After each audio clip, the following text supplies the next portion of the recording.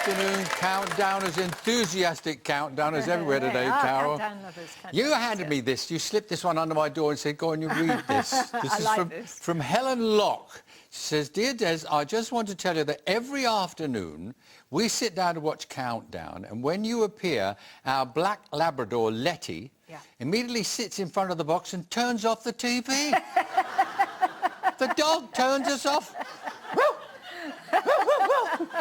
Trying to get through. However, we get really cross at Letty because we thoroughly enjoy Countdown. It's excellent. That's nice to know, isn't it? Nice. I just love the idea of the dog turning me off. And I wasn't even singing. I know. Well, maybe I was. Oh, you might have been doing Lady in Red. And we've got, who we got playing today? Well, we know by now who's in that seat. David O'Donnell, this is your 7th game, and I wrote it down just before we came on. You're averaging 105 points a programme. To go further, you've got to beat this gentleman here, Ian Browning. He's from Colchester in Essex. He's a retired engineer, has 2 sons, Ian and Paul. Hobbies include snooker, Sudoku, did I say it right? Sudoku? Sudoku. I'm never quite sure the pronunciation. Or if you're in Liverpool, you say Sudoku. Sudoku. Right, and he describes himself as a grumpy old man. Well, everyone calls me a grumpy old man. They've even bought me tea towels with grumpy old man on it, you know, so... You don't look like a grumpy old guy to me. He's adopted a retired guide dog who is so... I hope it's not the one that turns us off. Who is so independent, he opens the fridge and helps himself when you go out. Can a dog really do that? Oh, yes. He's opened the fridge before with his paw and eaten a whole chocolate cake and almost all the tin foil around it as well. So we go out, we've got to barricade the fridge with a table and chairs. So if you've got a grumpy old man, we've got a happy dog, that's for sure. Anyway, they're both playing today. Wish Ian and David lots of luck today. Well, tuning up in Dictionary Corner today is a guitarist who certainly knows how to pull our strings. Yes, he's been making beautiful music for over 30 years now. So fret not, alongside his plucky plectrum Alison, here is the Gypsy King of Countdown, Richard Digance. Put the dog away, get the set back on. Here we go. David's going to start us off with the first set of letters. Kind of a vowel, please? You can, David. We start then with U. Vowel. E. Another vowel. A. Consonant, please. Q. Consonant. T. Consonant, please. J. And another consonant. R. Vowel, please. I. And consonant. And W. And here's the first clock.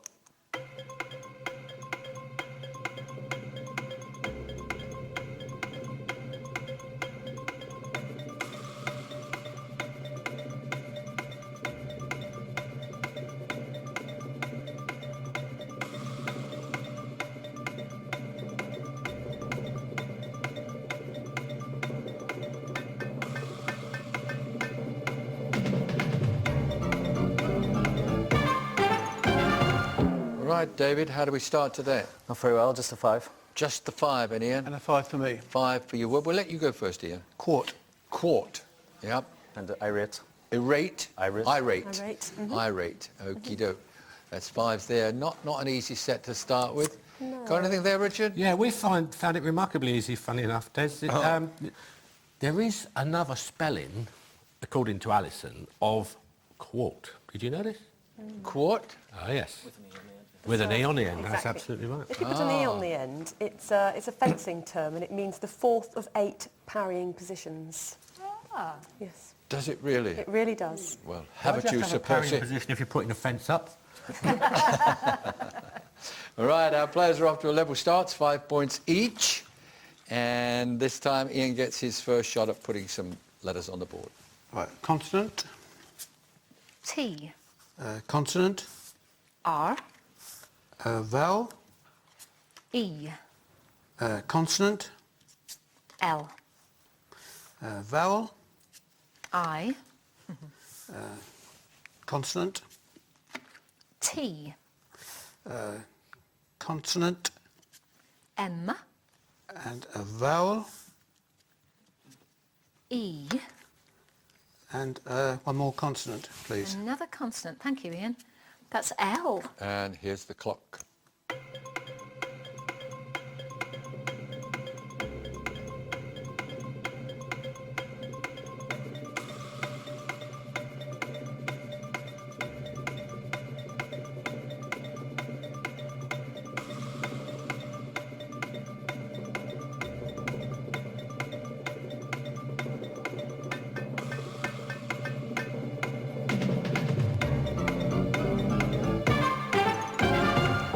How do we go, Ian? 6. 6. And David? I'll try 7. You're going to try the 7, right? Ian, let's have your 6. Miller. Miller, yep. Retitle. Retitle, they're Very both good. fine. Yeah, excellent. Excellent. And Richard? Can you have termite? Yeah, you can. T-E-R, yeah. Yeah, I think so, couldn't you? Yeah, it's a good one. What about an anteater? Is that a termiter? A termiter? No, not really, is it? I don't think so. It might be Terminator for the ants. Those termite hills are enormous, aren't they? Have you seen them out in Africa and all sorts of different places? They go up to 12 feet high. They're just Yeah. incredible. Yeah, but termites are 11.5 feet tall. Oh, that's why. Then. Yeah. Ah, okay. David's got 12, Ian's got 5, and David once again is supplying letters. A vowel, please. O, Vowel. E, Vowel. E, Consonant, please. G, Consonant. L, Consonant. H, And a consonant, please. R, A vowel. I, And a consonant. and H. And here's the clock.